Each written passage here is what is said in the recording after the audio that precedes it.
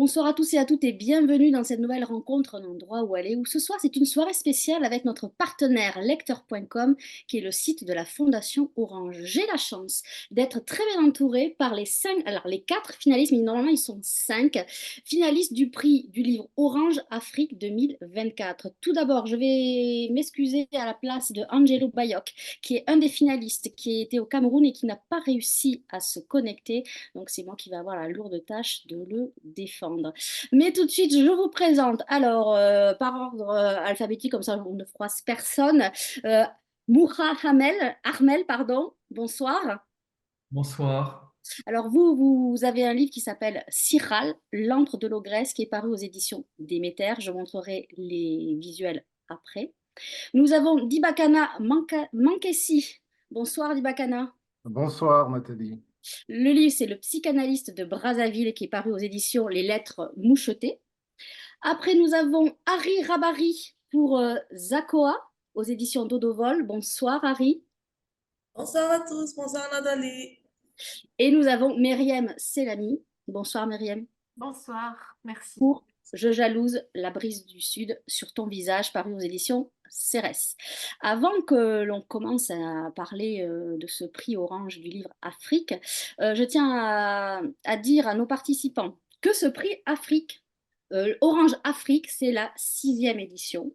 C'est un peu, ça change du prix Orange en France, puisque c'est un comité, c'est 6 comités de lecteurs, donc plus de 100 lecteurs qui ont choisi les 5 finalistes que vous avez devant vous ce soir, donc les 4 pour l'occasion, que le jury va statuer en mai, après votre venue au salon de Rabat, si ma mémoire est bonne et juste et que je n'oublie rien, et que c'est Véronique Tadjo qui dirige ce sublime jury qui est composé de personnalités du monde littéraire et de la lauréate de l'année passée qui s'appelle Michel Rakatosson. Donc, ça veut dire que l'un de vous va intégrer, j'imagine, le jury 2025. Voilà, ça c'est les mentions.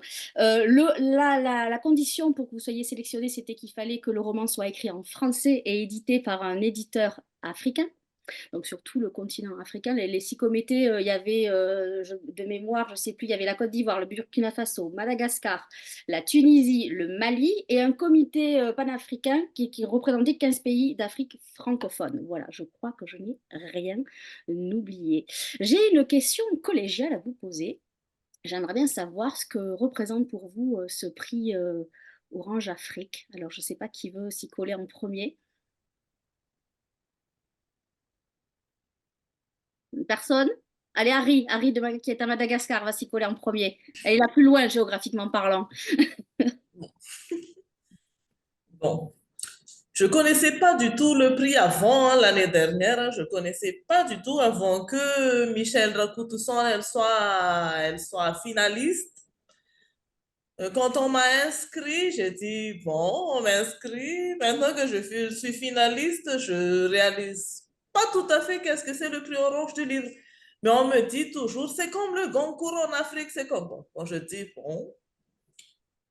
Bah, si c'est comme ça, merci aux membres du jury, merci aux gens qui ont lu, hein, parce que c'est quand même quelque chose de génial, quoi. Parce que Voilà. vous avez été lu et relu plusieurs fois par ce Oui. comité, ces 6 comités de lecture, donc ça, c'est pas donné à tout le monde d'être lu et relu. Moi aussi, je vous ai Ouais. lu et relu, voilà, je peux le dire. Moi, je remercie vraiment lecteur.com et la Fondation Orange parce que j'ai fait des découvertes sublimes avec les 5 titres et les auteurs que vous êtes. Donc maintenant, j'aimerais bien savoir, Moura, le prix Orange, c'est un tremplin, c'est une reconnaissance, c'est quoi? Certainement, Nathalie, en fait, le prix Orange, d'abord, c'est le fait d'avoir été sélectionné parmi les 5 finalistes. En soi, c'est quelque chose de vraiment d'extraordinaire. En fait, ce qui est vraiment extraordinaire, enfin, ce qui est vraiment très bien dans ce prix, c'est que ça nous permet de sortir enfin de l'horizon étriqué, enfin de nos de la nation, enfin par exemple pour ma part de la Tunisie, et d'être lu par d'autres pays, et donc de nous inscrire dans l'Afrique. Donc de sortir des limites étriquées de la Tunisie et d'avoir cette reconnaissance internationale africaine, mais qui est aussi finalement, qui devient aussi qui nous permet d'être lu aussi par vous, aussi par la France. Donc c'est un élément, je pense, d'abord très important. Donc le fait que le livre soit visible, que nos ouvrages à nous cinq soient visibles sur le continent africain et également aussi en France. L'autre point aussi, c'est l'ouverture de la littérature, qu'elle soit tunisienne, qu'elle soit congolaise, ou qu'elle soit malgache, ou qu'elle soit camerounaise, justement sur une littérature africaine, qui est aussi une littérature monde, qui rejoint une littérature, qui pourrait rejoindre une littérature française. Qui veut rebondir? Myriam, peut-être? Oui, oui, moi je suis tout à fait d'accord avec ce qu'a dit Moha. C'est que, alors moi j'avais entendu parler avant du prix Orange parce que mon éditeur m'en avait parlé. Il m'avait vraiment dit que c'était quelque chose vraiment de très bien parce que ça permettait vraiment d'avoir une visibilité plus internationale et pas n'importe laquelle. Parce que Moha avait raison de dire oui, la Tunisie c'est étriqué, mais pour moi même Tunisie, France, voilà, en gros les auteurs maghrébins francophones, bah, ils sont soit lus dans leur pays maghrébin ou africain et soit lus en France, alors que là, c'est vraiment le continent africain et c'était vraiment une joie incroyable. Et je pensais pas que je pouvais justement me retrouver là aujourd'hui avec vous. Et je voulais dire quelque chose, j'ai vraiment, vraiment très envie de lire vos livres d'Ibakana et Harry parce que rien qu'en voyant la couverture et les titres, je me suis dit, un psychanalyste à Brazzaville. J'ai dit, oh là là, mais c'est deux livres qui parlent de psychanalyse, même si apparemment on les aborde pas du tout de la même manière. Mais je me suis dit, c'est incroyable, c'est-à-dire qu'il y a un jury aussi large qui a été sensible à cette question du lien, finalement, à ce qui peut se passer dans le cabinet d'un psychanalyste et de ce que ça raconte de l'histoire d'un pays. Et c'est ça, en fait, qui m'intéresse. Et puis, évidemment, quand j'ai vu le livre de Harry Rabari et son expérience aussi, quand je su qu'il était médecin, je me suis dit, mais c'est vraiment extraordinaire de pouvoir échanger parce que c'est ça en fait. C'est aussi une manière de faire le pont entre nous et de voir qu'est-ce qui se raconte finalement sur notre continent et qu'est-ce qui se décline sous des formes différentes, de la Tunisie, au Maroc, au Cameroun, Madagascar, Congo, et finalement qu'est-ce qui nous unit quoi. Et ce qui nous unit, bon, a priori c'est la langue française, mais la langue française va se décliner sous des formes et des couleurs différentes, des couleurs africaines, et ça me remplit de joie, vraiment. Mm. Alors, Dibakana, Oui, qu'est-ce qu'on peut dire oui, après merci, ça? merci. Déjà, je voulais vous exprimer ma joie d'être là parmi vous. Je suis très heureux de partager ce moment avec vous. Et beaucoup de choses ont déjà été dites hein, par rapport à l'importance de ce prix. Bien évidemment, c'est un honneur hein, d'être finaliste de ce prix. Alors moi, je connais le prix un peu depuis quelques années, c'est vrai. Je suis un peu l'actualité littéraire, donc je connais ce prix. Bien que je ne pourrais pas citer de cœur hein, les noms des lauréats passés, mais en tout cas, je sais que c'est un prix très important et l'essentiel a été dit. C'est vrai que je pense que le plus important, c'est qu'elle nous donne, elle donne en tout cas aux finalistes et aux auteurs l'occasion d'être lus par un plus grand nombre et surtout ce caractère international, c'est, je pense, l'aspect le plus important. Ce caractère international, parce qu'il y a plusieurs jurys, plusieurs comités de lecture quand même qui ont lu nos livres. Et le fait également que nous soyons de différents pays, ça fait effectivement différents horizons, différentes cultures et tout ça. Donc non, c'est très bien. Je pense que c'est quelque chose de très important. Et quoi dire d'autre? De nous souhaiter à tous bonne chance Oui, pour la suite. tout à fait. Alors, vous avez de nombreux points communs. Donc, il y a des premiers romans. Pour, euh, pour Myriam et Rabari, c'est des premiers romans, alors que pour messieurs, c'est les troisièmes romans. Donc, ça, c'est des points communs un peu à tous. Après, vous avez des thématiques dans vos livres qui sont aussi communs. Il y a les femmes, il y a la liberté, il y a la survie, il y a la violence, les relations humaines, le corps, l'amour et la famille. Ça, c'est les points communs que j'ai pu relever. Peut-être j'en oublie encore, hein. Bien sûr, c'est pas exhaustif. Donc ça, c'est vos points communs. Vous avez aussi des petites activités annexes parce que auteur, c'est un vrai métier, je tiens à le redire, parce que souvent on dit aux auteurs, mais vous faites quoi dans la vie? Auteur, c'est aussi un métier à plein temps. Alors, ils ont des petites activités annexes, puisque on l'a dit, euh, Angelo, donc qui n'est pas là. Bon, lui, il est écrivain. Je pense, je n'ai pas eu accès à d'autres. Je ne sais pas si vous savez s'il a quelque chose à côté, je ne sais pas. Moura, vous êtes architecte et depuis 3 jours, je crois. Donc, vous venez de soutenir votre thèse. Vous êtes docteur en philosophie, donc on vous félicite. Dibakana, vous êtes essayiste, romancier, mais vous êtes aussi docteur en sociologie, comme Myriam, c'est votre point commun à tous les deux. Et Harry, vous êtes médecin gynécologue. Donc voilà, vous avez ce point commun d'avoir des petites activités annexes qui sont quand même, qui vous prennent aussi beaucoup de temps. Alors, vous avez eu le temps d'écrire quand ces romans? Ben, on écrit à tout moment, hein, à chaque moment où il y a la possibilité d'écrire, on écrit. Mais c'est vrai que de façon générale, en tout cas en ce qui me concerne, c'est très tôt le matin. Très tôt le matin, je me suis fait un petit, comme je pense mes collègues aussi, je me suis fait un petit calendrier, un petit programme emploi du temps. Tous les jours, je me lève très tôt le matin, 4 heures, 5 heures du matin, je me mets à écrire. Et puis, alors, je pense que l'écriture, c'est, en tout cas, en ce qui me concerne, c'est, j'ai pas le même rythme d'écriture selon la progression du livre, du texte que j'écris. Il y a des périodes plus intenses que d'autres. Et donc, lorsque je suis dans les périodes intenses, bon, je peux me lever très, très, très, très tôt le matin. Et quand ça commence à devenir un peu plus souple, ben, je peux écrire à n'importe quel moment. Il y a aussi les moments où qu'on passe dans les bibliothèques, où on préfère écrire dans un endroit. Enfin, moi, en tout cas, ça m'arrive d'avoir envie d'écrire dans un endroit qui est un peu brouillon, qui est fréquenté, où je ne suis pas tout seul. Et puis, il y a des moments où j'ai envie d'être tout seul. Donc, vraiment, c'est très variable.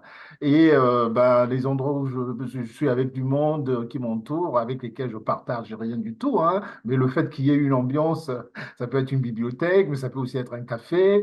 Voilà, donc vraiment, on écrit, je pense que ça peut être dans le train aussi, hein, pendant qu'on est dans les transports, dans les bus. Il n'y a pas un moment spécifique où on écrit. C'est dès que là, un moment se présente, si on est inspiré, en tout cas en ce qui me concerne, eh bien, ça y va, quoi. Voilà.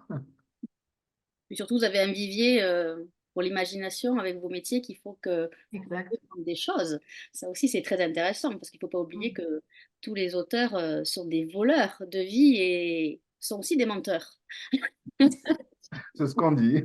C'est ce qu'on dit. Voleur de vie, je trouve que c'est une belle expression parce qu'effectivement, on est très attentif. En tout cas, moi, je suis très attentif lorsque je suis dans la rue, dans les transports, de voir tout ce qui se passe autour de moi et de voler des mots, effectivement, de voler des mots, de voler des expressions.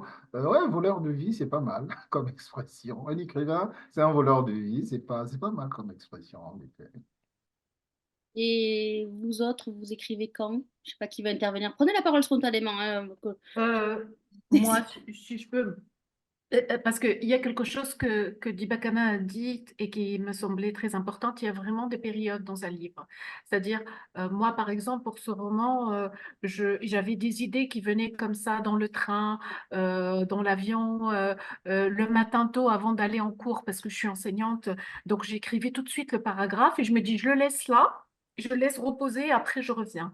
Mais quand j'étais lancée vraiment dans l'histoire que j'avais, c'était devenu un besoin viscéral de faire quelque chose, enfin d'aboutir à quelque chose.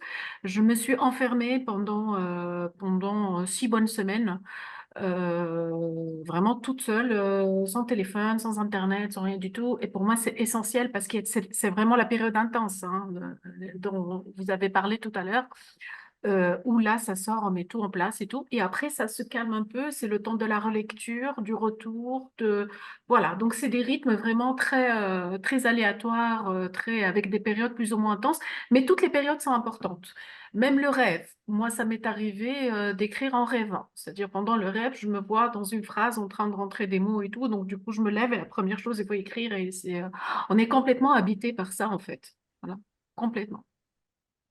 vous êtes tous d'accord en fait sur ce Oui, que. bien sûr, bien sûr. Oui, bah, alors oui, bah, moi, pour ma part, en tous les cas, C'est vrai que, euh, bon, par rapport à ma profession, en fait, j'ai été jusqu'au diplôme d'architecte, mais après, en fait, comme j'ai eu au milieu de mes études d'architecte un coup de foudre pour la littérature et la philosophie, j'ai essayé d'aménager du temps, de m'organiser de telle manière à intégrer des études en philosophie et à trouver du temps pour écrire.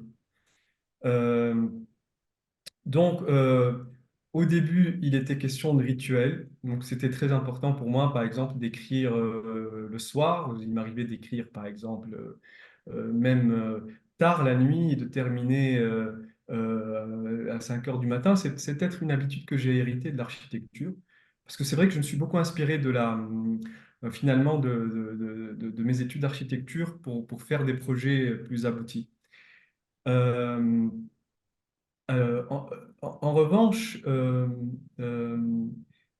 voilà, finalement, pour écrire par exemple ce roman, c'est vrai que je rejoins tout ce qu'a dit Dibakana et ce qu'a dit Maliem, qu'il faut, que j'ai besoin de faire le vide, de beaucoup de concentration, parce que quand on imagine un monde et quand on imagine un univers, quand on veut le construire avec des personnages, cet univers va nous habiter et donc on craint parce que chaque chose qu'on va faire à côté risque d'interrompre cet imaginaire et ce monde et donc à chaque fois j'ai besoin de trouver une façon de replonger dans ce monde. Donc au début c'est vrai que ça commence par certains rituels.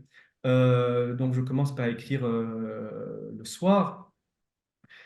Mais petit à petit, j'ai appris, avec mon expérience modeste, à démystifier un petit peu le processus de l'écriture. Donc, comme dit Bakana, finalement, j'ai cessé en fait de vouloir comme ça avoir un rituel mystique Ouais. pour écrire. Et donc d'écrire, je me suis habitué à écrire dans les cafés, en matinée à prendre des notes sur un carnet.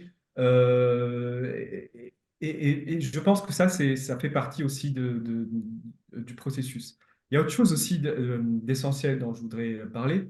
Il y a des moments où donc j'écris chez moi, je trouve enfin, la tranquillité nécessaire pour le faire, mais dès que je sens que ça bloque, j'ai besoin de bouger. Donc le déplacement, trouver un lieu ou aller ailleurs, me permet de débloquer certaines choses et de débloquer le processus de l'écriture. Donc il m'arrive par exemple d'aller dans des résidences, enfin dans des maisons d'hôtes ou de profiter d'un voyage d'études, en tous les cas pour écrire. Et après, il y a le premier jet, et après, il y a des retours et un travail avec les éditeurs. Donc, il y a tout un travail de relecture et de réécriture qui se fait jusqu'à la touche finale. Paris, c'est à vous. Et après, je vais vous demander quelque chose après, que vous avez parlé de votre écriture. Je vous ferai résumer votre livre en 1 minute. Donc, je vous donne la parole, vous parlez de votre écriture et après, vous résumerez votre livre. D'accord. Moi, par contre, pour écrire, moi, je suis très, très, très brouillon. J'écris n'importe où, n'importe comment. Je me promène avec mon petit flash disk. Dès que j'ai un poste où je peux écrire, j'écris. Des fois, j'écris dans mon petit carnet. Il y a pas vraiment de... J'écris quand j'ai le temps, quand je peux. Comme je suis à la fois gynéco à l'hôpital, enseignant à la faculté de médecine, mère de famille, maman, épouse, ça fait un peu beaucoup. Du coup, j'écris quand je peux, quand je peux. Alors, est-ce que vous pouvez nous résumer en 1 minute, allez, voire 2 minutes, grand maximum, votre premier roman? Je vais montrer à l'écran la couverture. Donc, le voilà. Alors, comme je n'ai pas de chrono, hein, je ne sais pas si ce sera 1 minute ou 30 secondes, mais il s'agit d'une lettre. C'est un roman épistolaire. C'est une lettre que une victime de viol écrit à son violeur pour lui dire que non, moi, je ne suis pas coupable. C'est les violeurs qui le sont et pas moi. Et ça retrace aussi son processus de résilience, je vais dire. Elle était tombée vraiment dans un trou. Après, elle s'est relevée petit à petit pour enfin s'en sortir. Donc, si je résume, c'est à peu près ça. Oui, c'est très bien. Alors, tant que je vous ai, moi, je voudrais savoir pourquoi vous avez choisi cette forme littéraire, la forme épistolaire. Pourquoi ce choix pour un premier roman? C'est un sujet qui trottait beaucoup dans ma tête, hein, mais finalement, j'ai pris le risque de l'écrire à la première personne du singulier et ça passait peut-être plus facilement, enfin, je le pense, hein, si je l'écrivais sous forme de lettres plutôt que sous forme de narration, entre guillemets, et simple narration. Je pense que les gens pouvaient plus s'identifier à la personne si elle écrivait une lettre. C'est mon avis. C'est quoi pour vous reprendre les rênes de sa vie? Parce que c'est un peu ce qui se passe avec votre héroïne. Alors déjà, c'est accepter ce qui s'est passé et quitter le passé, justement. Pouvoir quitter la situation de, je dirais, victime. C'est vrai que la personne, c'est une victime, mais elle refuse de rester dans cette position de victime et de s'avancer quand même malgré tout. Je pense que c'est ça. Après, je Alors, ne suis pas psychologue, hein. nous avons la surprise d'avoir la connexion d'Angelo Bayok, s'il nous entend. Je ne sais pas, on va continuer, mais apparemment il est là. Ce serait bien qu'il active sa caméra, donc c'est une belle surprise. J'ai une autre question aussi, Harry, pour vous. Est-ce que vous pensez que l'amour, ça amplifie la culpabilité? Je ne sais pas. Honnêtement, je ne sais pas. Parce que souvent, hein, la personne qui aime se sent toujours coupable. Souvent.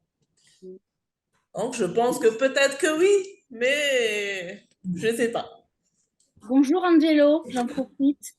Nous sommes ravis. Bonjour, navré pour le retard, navré pour le Non, retard. vous êtes là, c'est le principal. Alors, je vous présente à tous Angelo Bayok qui a écrit Percussion aux éditions La Croisée des Chemins. C'est un premier roman. Donc, comme il vient d'arriver, on va lui poser tout de suite, on va le mettre dans le bain. Est-ce que, Angelo, vous pouvez nous résumer, ça m'évitera de le faire, en 1 minute, votre roman? C'est pas facile, hein. C'est une histoire de... oui, pas du tout. Oui, on peut dire que c'est une histoire de dégénérescence morale avant tout chez des personnages.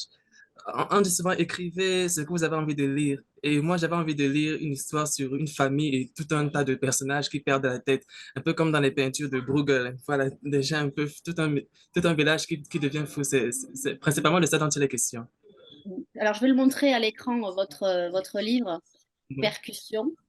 On peut dire que vous avez une écriture percutante. C'est un premier roman. Vous êtes jeune, puisque on peut vous dire votre âge et vous avez 25 ans. Moi, ce qui m'a frappé, c'est que vous décrivez Mhm. très bien la folie. Vous savez que Stephen King disait que s'il n'écrivait pas, il aurait pu devenir psychopathe. Est-ce que vous n'avez pas aussi un petit peu un brin de folie, si je puis me permettre? Non, je ne crois pas. Non, je ne crois pas. Non, c'est avant tout une expérience imaginative. On attend souvent certains écrivains qui disent qu'ils ont dû consulter Ah, la connexion n'est pas... après avoir écrit des romans perturbants, mais je ne vois pas comment ce serait possible. C'est l'imagination qui rentre en question. Je ne vois pas comment est-ce que la psychologie et l'émotionnel peuvent être impliqués là-dedans. Ouais. Alors j'ai retenu une phrase dans votre roman qui m'a beaucoup marqué, c'est, je vais la lire parce que je ne l'ai pas prise par cœur, c'est «Le désir est une tombe obscure qui détient mon corps brûlant de vie». Ça en dit long sur l'écriture de ce jeune homme. D'ailleurs, je tiens à dire que la qualité littéraire de ces 5 romans, et je vous engage vraiment à aller les lire, je crois qu'ils sont dispo sur la plateforme crsbookshop.com et aussi chez les éditeurs. Allez lire ces textes, ils sont écrits en français. Il y a une qualité littéraire qui est quand même plus, plus, plus. Et donc, pour en revenir, Angelo, à votre écriture, voilà, c'était un petit extrait. Quel rapport avez-vous aussi avec la nature? Parce qu'il y a la forêt dans votre... Il y a la folie des Très hommes bien. aux personnages, mais il y a aussi la forêt. Quel rapport avez-vous avec la nature? Mhm. Oui. il n'est pas spécial. J'ai toujours trouvé en fait, c'est comme je vous ai dit, c'est plus une question d'imagination. Bon, j'ai toujours trouvé la forêt assez dramatique, hein. Voilà, il y a toujours dans les contes gothiques, dans les histoires, la forêt pour moi, ça représente juste cette luxuriance-là, cette débauche. C'est plus de ça, c'est principalement de ça dont il est question. Vous avez un point commun avec Moura, c'est que vos deux livres sont sombres et lumineux, tous les deux. Mhm, C'est un point commun. Parce que vous, vous êtes dans les ténèbres de vos personnages, dans leurs obsessions, mhm. parce que c'est leur délire. Alors, ils s'aiment passionnément, ils se haïssent, ils ont envie de se tuer, c'est très violent. Vous voulez que les lecteurs retiennent quoi exactement de votre roman?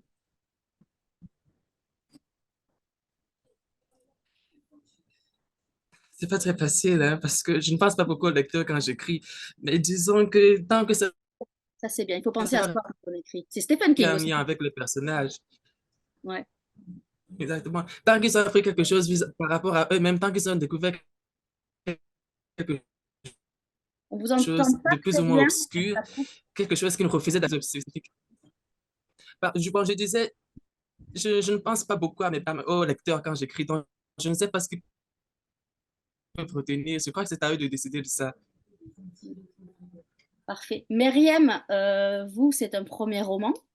Je vais le montrer à l'écran. Je vous laisse le résumer aussi en 1 minute, si vous voulez bien. Le voilà. Oui, Allez-y pour le résumé, merci. je vous laisse faire. Donc, Oui, jalouse de la brise du Sud sur ton visage. merci beaucoup. Oui, je pense que c'est un roman finalement que j'ai commencé à écrire dès que je suis née. Parce que, oui, oui, vraiment, parce que c'est en fait, c'est l'histoire d'une jeune femme qui enquête quelque chose. Elle est en quête de ce quelque chose et finalement, c'est une quête humaine universelle, c'est celle de la liberté. C'est une jeune étudiante qui s'appelle Hajar et qui est étudiante en philosophie. C'est pas un hasard. La philosophie, c'est vraiment la quête du sens de la vie et qui vit en France et fait une psychanalyse avec un mystérieux docteur H qui est silencieux, qui est très européen, qui est très qui n'ont pas du tout le même manière d'être au monde. Et c'est ce qui m'avait frappé quand j'ai vécu en France, c'est qu'en fait les Européens, enfin qui sont pas d'origine immigrée, n'ont pas la même manière d'être au monde.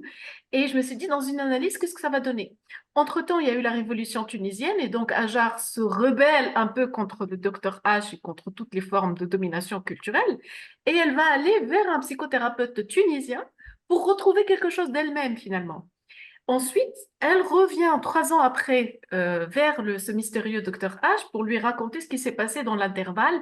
Et là, on va vraiment rentrer dans l'histoire d'une femme tourmentée par ses contradictions, par un pays qui a jamais vraiment pu libérer les femmes, où les femmes n'ont jamais été les égales de l'homme, par un corps qui n'arrive pas vraiment à se libérer du carcan de certaines normes de la pureté. Enfin, je résume, je ne vais pas raconter toute l'histoire, mais c'est en fait, voilà, on est dans la quête de liberté du début jusqu'à la fin, en fait. Et donc, ça parle beaucoup de féminité, de rapport au corps, des relations hommes-femmes, mais c'est surtout la question de l'identité, en fait.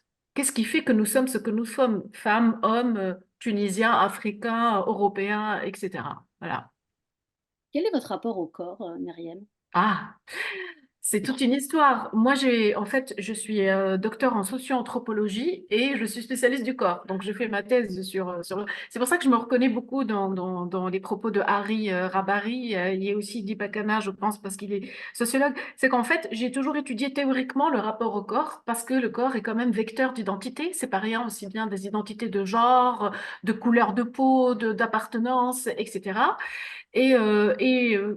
Si jamais votre question d'après, c'est comment on va justement de la science à la littérature. Ah bah euh, non, je ne veux pas vous la poser celle-là. Mais ah oui, ben pardon. allez-y. Ah, non, C'est intéressant, justement. parce que d'habitude on me la pose tout le temps. Non, parce que j'ai fait du corps un objet d'étude scientifique. Mais ça suffisait pas parce que le corps, c'est inépuisable. Moi, j'ai entendu des femmes et des hommes me raconter l'histoire de leur corps pendant des années. Et je continue encore à le faire aujourd'hui parce que je continue à faire des recherches. Et il fallait que ces voix trouvent un écho dans quelque chose, dans un texte vivant, parlant, un texte que tout le monde pourrait lire et pas un texte qui reste enfermé dans le monde académique. Donc, mon désir d'écrire qui était là au moi dès ma plus tendre enfance a rencontré ce désir comme d'exorciser ces voix que j'entendais dans mon terrain, mais certainement aussi à rire à Bari. Je pense que en étant gynécologue, en étant vraiment très proche du corps des femmes, vous avez certainement été hanté aussi par ces voix et ces corps-là, et il fallait vraiment leur donner corps. En fait, on donne corps au corps par les mots. Donc, passer du corps aux mots. Et c'est ce que je trouve sublime enfin, c'est ce qui me porte en tout cas, c'est ce qui me porte. Et est-ce que vous pensez que la philosophie est un bon allié quand on va mal? Oui et non. Oui et non, non, réellement. Parce que, en fait, on a des périodes de lucidité. Mais quand on va très mal, on ne veut pas être lucide. On veut juste que la souffrance s'arrête. Donc, la philosophie, là, ça serait pas notre allié. Ce serait plutôt l'alcool ou la musique ou autre chose. Oui, c'est juste une Après, question. Oui, pardon, pardon? allez-y. Allez-y, allez-y, Et allez-y. après, quand on a besoin de prendre du recul par rapport à notre histoire, mais ça peut être aussi l'histoire d'un pays. Je veux dire, maintenant, quand on réfléchit à l'histoire de la Tunisie, oui, on a vécu sous la colonisation, ensuite sous la dictature, et après, il y a eu une révolution, mais la révolution, elle a échoué beaucoup. Donc, et si on veut pas déprimer, il faut prendre du recul pour pouvoir réfléchir, il faut de la lucidité pour pouvoir non pas repérer, mais comprendre. C'est pareil dans la vie d'un être humain. C'est pareil. C'est-à-dire, on a besoin de prendre du recul pour, et ça, je l'ai vécu beaucoup de fois dans mes recherches, quand pendant un entretien, au bout de 3, 4 heures de temps passé avec quelqu'un en train de parler de sa vie, qui me dit, mais en fait, c'était ça qui n'allait pas, mais j'avais pas compris. Donc, c'est ça, en fait, c'est essayer toujours de philosopher, mais pas au sens pédant de philosophe, non. Philosopher dans le sens de mettre de la nuance, de relativiser, de comprendre que la vie est pleine de contradictions, que c'est une dialectique en fait qui se construit tout au long de la vie et que l'identité aussi n'est pas figée, que c'est quelque chose qui se construit tout le temps. Donc philosopher au sens de se poser des questions, oui, c'est un allié très important, oui. Vous avez un point commun avec aussi Harry, c'est que toutes les deux, vous avez ancré, alors Harry c'est à Madagascar, l'histoire, vous en Tunisie, des violences faites à des femmes, mais je tiens à le dire, c'est quand même universel. C'est pas parce que c'est ancré dans vos pays respectifs que l'histoire n'est pas universelle. Et moi, en tant que lectrice, je l'ai pris aussi pour moi qui suis en France. Donc voilà, je voulais tenais aussi à vous le dire que si vous aviez une crainte par rapport à ça, il n'y en a aucune parce que c'est un sujet universel. Une dernière question par rapport à votre livre, Myriam. Qu'est-ce que le mot resplendissant, il représente quoi pour vous? Le mot resplendissant, C'est dans les questions dans votre livre. ouais, c'est le visage. Ouais, c'est des visages, mais c'est des visages au sens de resplendissant de vérité. C'est-à-dire que tomber amoureux de quelqu'un, c'est tomber sur quelqu'un qui vous donne de vos nouvelles, en fait. Je trouve cette formule très belle. Donc, resplendissant, c'est comme si quelque chose de l'ordre de la vérité qui éclate au grand jour, mais qui se dérobe toujours, parce que c'est aussi un visage qui se dérobe. Donc, le resplendissant, c'est quelque chose de percutant mais qui va, à peine on aura l'impression de la saisir, qu'elle va se dérober complètement. Et c'est ce qui va, c'est un peu le rapport à Dieu, si vous voulez, hein. C'est-à-dire, c'est quelque chose, une puissance qui est d'autant plus puissante qu'elle est invisible. Parfait. Alors, on va partir à Brazzaville. On va partir avec Libacana. Est-ce que vous pouvez nous résumer en 1 minute? Je vais montrer à l'écran votre couverture. Est-ce que vous pouvez nous résumer, allez, en 1 minute, votre troisième roman? Oui, alors, donc, le psychanalyste de Brazzaville, en fait, c'est l'histoire d'un psychanalyste installé à Brazzaville dans les années 60. Donc, il reçoit toute la crème, hein, toute l'élite brazzavilloise, et qui est composée autant bien de l'élite politique, culturelle, économique, intellectuelle, et tout ça. Donc, ces personnes-là arrivent sur son divan pour leur confier leur frustration, mais aussi leur étonnement ou leur remords par rapport aux changements qui s'opèrent, parce qu'il faut quand même replacer la chose, c'est que la période où cela se passe, le pays vient d'être indépendant. On est dans les années 60. Dans le cas du Congo, c'est le 15 août 1960, hein, dans la réalité, hein, que le Congo est indépendant. Donc, ça se passe autour de cette histoire-là, autour de cette période-là.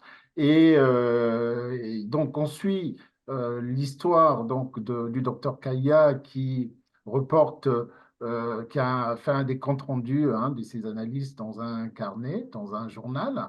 Et puis, on suit également l'histoire de la jeune fille qui est sa bonne, sa femme de ménage, et qui se retrouve pas là par hasard. Voilà, en Bien, gros. il s'arrête bien au bon moment, hein, sinon j'allais vous Voilà. couper. J'allais dire stop, stop, stop, stop, stop. Justement, pourquoi avoir choisi, alors j'imagine par rapport au contexte historique, d'avoir choisi les années 60? C'est beaucoup plus riche que maintenant. Vous pensez que ça a changé? Est-ce que vous auriez pu écrire en 2023 votre histoire ou ça n'aurait pas été crédible du tout? Non, non, c'est pas un problème de crédibilité, c'est simplement parce que on l'a dit, quelqu'un l'a dit, je crois que c'était Angelo qui disait qu'on écrit déjà pour soi, et moi, c'est mon objectif quand j'écris, en fait, c'est déjà pour répondre à certaines questions que je me pose, et en pensant qu'en ayant trouvé des réponses me concernant moi-même, je peux peut-être mieux comprendre ce qui se passe en face de moi. Donc là, ce que je voulais comprendre, c'est effectivement, pour globaliser les choses, c'est de comprendre un peu comment sont nés les États africains, pour ne pas dire comment cet accouchement a été si difficile que ça, pour qu'on se retrouve dans les situations dans lesquelles on se retrouve aujourd'hui, parce que je crois que le cas du Congo-Brazza n'est pas un cas unique. On peut dire que les indépendances des pays africains sont un peu mal nés, parce que s'ils étaient bien nés, on ne serait pas dans les situations dans lesquelles on se trouve aujourd'hui, où on a un peu de mal à avancer, où plus de 30 ans après les indépendances, on a toujours un peu de mal. Donc, c'était pour comprendre un peu, en tout cas dans le cas du Congo, ce qui m'intéressait, c'était de savoir effectivement d'où c'est parti ou d'où c'est mal parti, quoi. D'où sont nées les violences qui sont toujours en cours aujourd'hui, dans beaucoup de pays africains. Comment c'est né? Alors, je suis parti, il faut dire les choses, c'est que je suis parti de l'assassinat réel, parce qu'il y a beaucoup de faits réels qui sont confondus avec des faits fictifs dans le roman.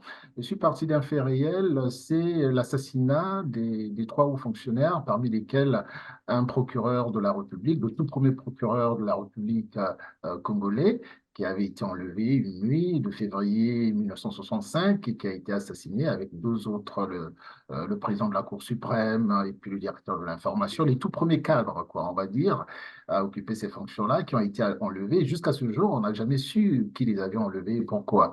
On a juste retrouvé des corps mutilés et tout ça. Donc voilà, je voulais comprendre un peu comment ça s'est passé dans cette période-là. Et voilà, donc l'histoire est partie de là. Et alors, je signale donc que notamment le procureur, était donc un patient du docteur Kaya. Je l'ai fait passer pour être un patient du docteur Kaya, du psychanalyste. Et donc, déjà, lorsque le psychanalyste s'installe à Brazzaville, on est dans une période, il faut quand même aussi replacer les choses, ça me paraît important de le souligner, c'est que Brazzaville vient de sortir de deux statuts, enfin d'un statut notamment capitale de l'Afrique équatoriale française. Il faut rappeler que son pendant dans l'Afrique de l'Ouest, c'était Dakar, capitale de l'Afrique occidentale française. Brazzaville est donc capitale de l'Afrique équatoriale française. Il perd donc la ville vient de perdre ce statut juste à l'indépendance, quoi, le 15 août 1960. En dehors de ça, il faut aussi rappeler que Brazzaville a été pendant un moment quand même la capitale de la France libre, parce que lorsque Paris est occupé, le général de Gaulle déclare que la capitale de la France libre, c'est désormais Brazzaville. Donc il a un statut quand même assez particulier, central en Afrique subsaharienne, en Afrique francophone, et il y a plusieurs intérêts quoi, qui se débattent là, qui sont en conflit. Des intérêts occidentaux, aussi africains et tout ça. Donc, quand le docteur Kaya installe son cabinet, vu qu'il reçoit quand même l'élite, comme je l'ai dit tout à l'heure, de toutes sortes, eh bien, de différents horizons, eh bien, ça attire quand même l'attention, non seulement des autorités euh, de l'État, mais également de l'État congolais, mais également des services de renseignement étrangers qui sont là, que ce soit la CIA, le KGB et tout ça. Donc déjà là, ça attire l'attention. Qu'est-ce que tous ces gens-là vont faire là, dans le cabinet de ce médecin? Ils veulent savoir ce qui se passe.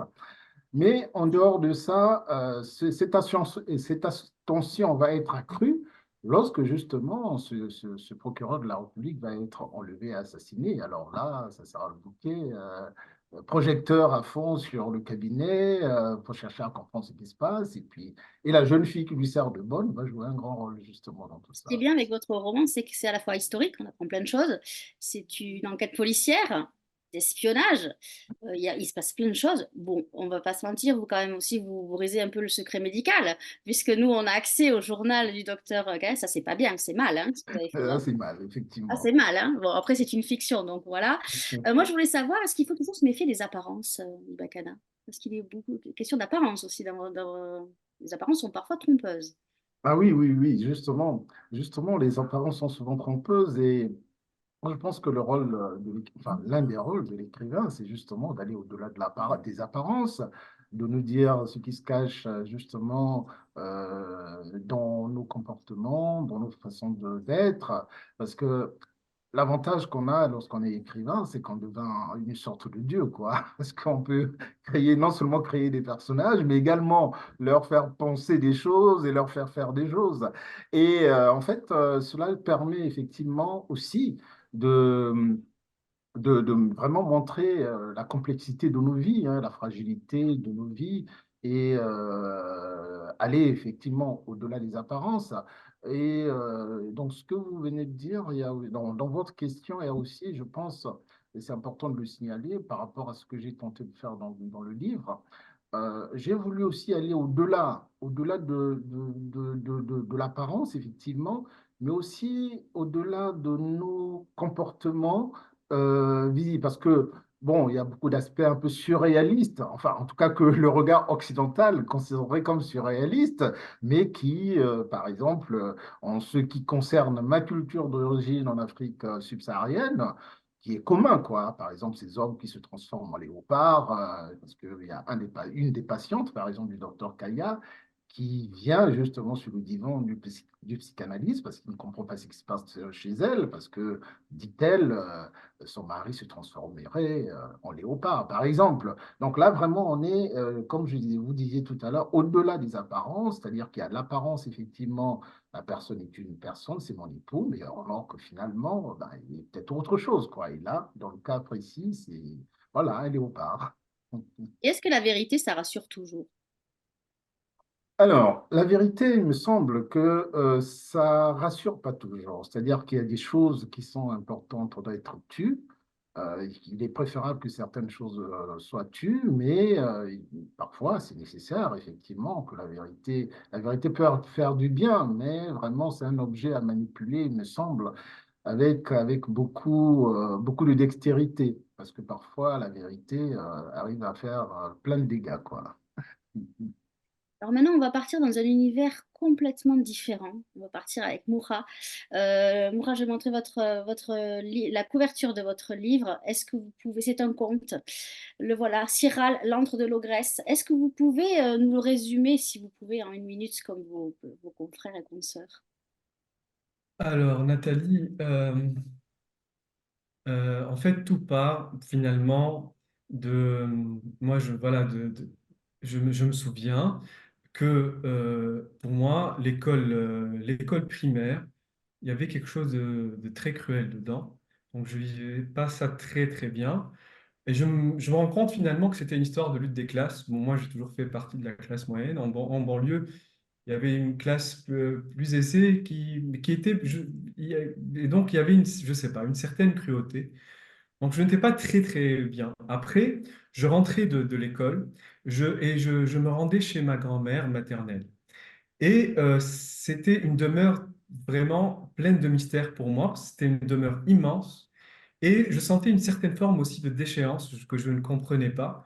Parce que c'était une demeure luxuriante, mais il y avait une certaine, je sais pas, un sentiment de déchéance dans la famille. Il y avait un immense jardin et la nuit, il faisait très noir.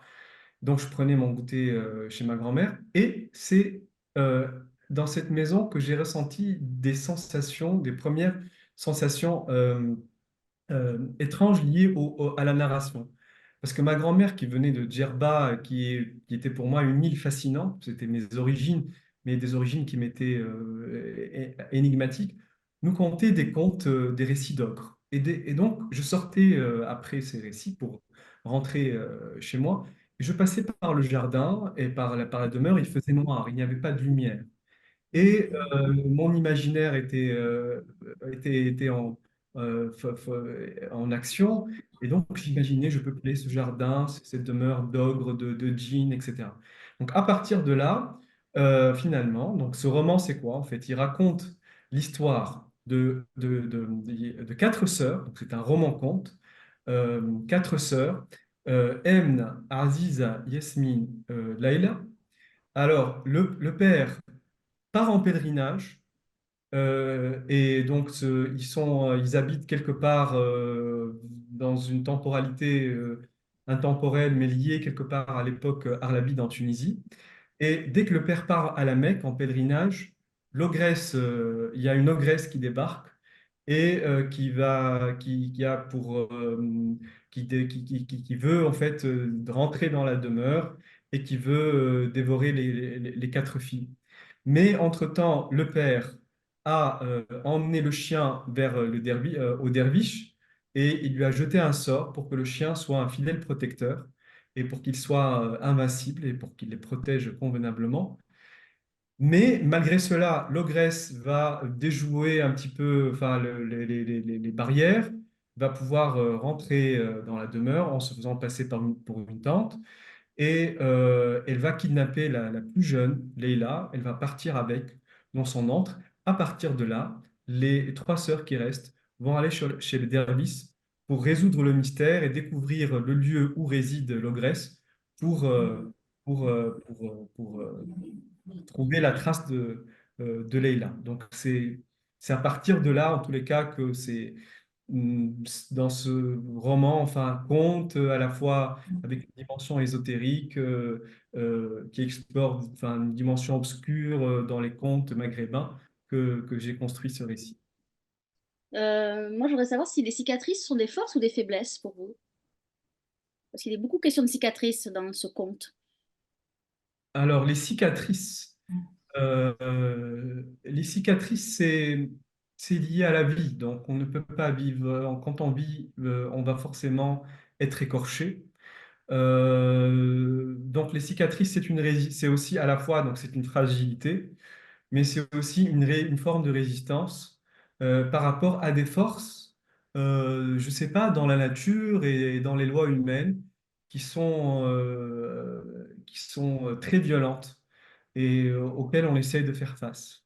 Donc, d'où, par exemple, je ne sais pas, la cicatrice que porte le chien, parce que ce chien, Riette, qui est extrêmement fidèle, qui aura par ailleurs la tête tranchée, par le piège que tendra l'ogresse, va quand même être recousu et donc il va continuer quand même à protéger les sœurs en portant cette cicatrice. Mais la cicatrice aussi, c'est la perte, c'est la disparition de Leïla. La cicatrice, c'est aussi euh, la tentative impossible de préserver une certaine pureté face à une irruption du désir dans la demeure, etc., etc. Alors, il y a beaucoup de questions de transmission, puisque le derviche, il transmet à son apprenti. Il y a aussi une transmission dans la fratrie. Vous, qu'est-ce que vous voulez transmettre? Qu'est-ce que vous voudriez transmettre, plus exactement? En fait, je voudrais, enfin, la question de la transmission, c'est en rapport avec les contes. Euh, Parce que ce qui m'a semblé, c'est que ma grand-mère nous a fait passer quelque chose. Je ne sais pas s'il est essentiel, important de préciser que ma grand-mère était illettrée et donc elle nous a fait passer quelque chose et quelque chose était toujours de l'ordre de l'affect. Même les contes les contes qu'elle nous narrait nous transmettaient des affects. C'était à la fois pour nous un mélange de fascination, de terreur, de tendresse. Donc, transmission, pour moi, finalement, la question du récit et de la construction du récit ou de l'écriture, c'est une question de transmission d'affect et d'une fidélité trahison à à des personnes qui nous ont fait passer quelque chose. quelque chose qui est resté en nous. Et ces personnes, je ne sais pas, peuvent être oubliées, elles sont toujours là dans notre mémoire, mais par l'écriture, on peut laisser une trace. Et j'ai toujours eu l'impression, en fait, j'ai imaginé en écrivant ce roman que cette grand-mère, en fait, elle qui racontait cette histoire si courte, et- et- était en train d'écrire quelque chose. Parce Hmm. que, parce que à cette grand-mère, on lui avait interdit d'écrire en tous les cas. Alors, je vais le montrer à l'écran parce que vous nous avez fait ce cadeau. Votre livre va être illustré, va sortir en version illustrée. Donc, gentiment, votre éditeur m'a envoyé. Alors, je vais le partager et je vais faire défiler parce qu'il est. La page est très longue, mais je sais. Vous la voyez là ou pas? Voilà. Alors là, il y a des illustrations. Donc voilà, il va sortir en 2025 en version illustrée avec de magnifiques illustrations. Je ne sais pas si vous voyez bien, si ça se voit bien en tout Oui, cas. oui, ça va très bien. Oui, Nathalie, tout est. En fait, c'est ça. En fait, il y a eu. Alors, par ailleurs, ce projet a pris beaucoup de temps en tous les cas pour être fabriqué, mais entre-temps, j'ai toujours imaginé ce projet comme un récit avec des illustrations. Mais donc en collaboration avec un artiste, ça a toujours été en tous les cas un rêve. Et donc, après avoir publié ce roman, j'ai rencontré un artiste tunisien, très talentueux, qui vient de Orsou Sef, une région dans la Mahdia en Tunisie, et qui travaille sur les ocres. Donc, il a fait beaucoup d'expositions dont la thématique principale est les ocres. Donc, on a fait un travail et donc on a essayé de faire dialoguer le récit avec les images. Et donc, on est en train de penser à une coédition, en tous les cas, dans laquelle il serait question d'un roman graphique, finalement. En tout cas, je viens de voir passer un commentaire là, quelqu'un dit que le jury va avoir du mal à vous départager. Je suis complètement d'accord, parce que je serai dans ce jury, je serai très embêtée parce que vos 5 livres sont vraiment des livres sublimes, merveilleusement bien écrits. J'engage nos amis lecteurs qui nous regardent d'aller sur le site lecteur.com puisqu'il y a les couvertures, il y a les résumés, il y a plein de choses sur le prix Orange du livre Afrique 2024, donc allez voir.